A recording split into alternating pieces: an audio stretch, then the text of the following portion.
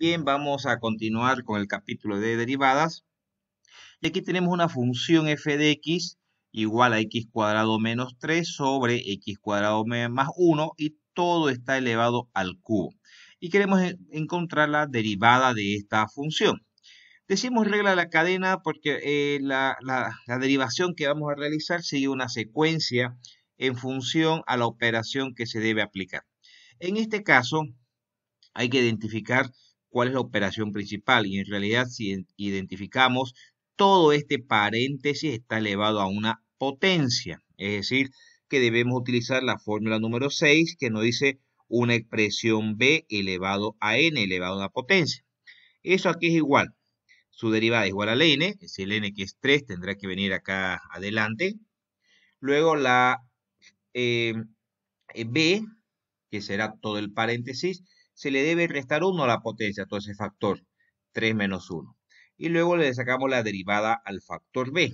El factor b será todo el paréntesis. Entonces colocamos aquí por la derivada de ese factor b.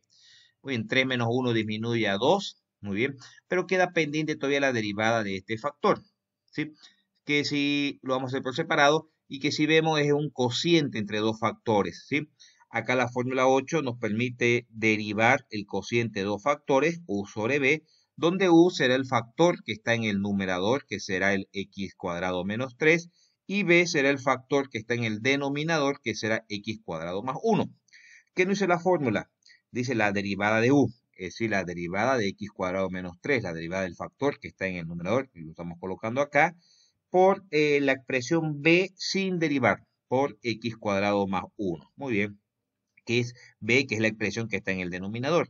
Menos, dice la fórmula, el factor u sin derivar, u habíamos llamado al numerador, es decir, x cuadrado menos 3, muy bien, por la derivada de b, que es el factor del denominador, es decir, x cuadrado más 1, su derivada. Todo sobre el factor b al cuadrado. Recordemos que el factor b es del x cuadrado más 1 y toda esa expresión lo elevamos al cuadrado. Vamos resolviendo esta parte de derivadas que tenemos pendientes todavía y de color rojo en la diapositiva para poderlas tenerlas bien identificadas.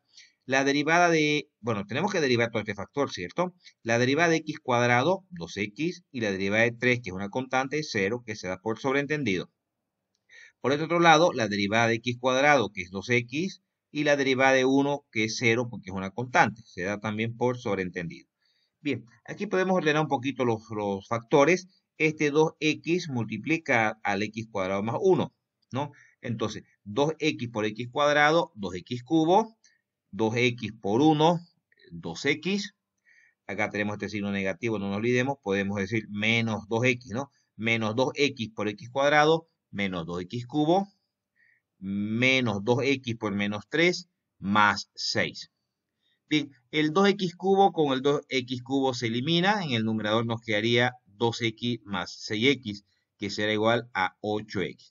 Bien, fíjense que aquí ya tenemos la derivada de este paréntesis, que si volvemos a la función original, es esta expresión de acá, por lo tanto debemos reemplazar en f de x.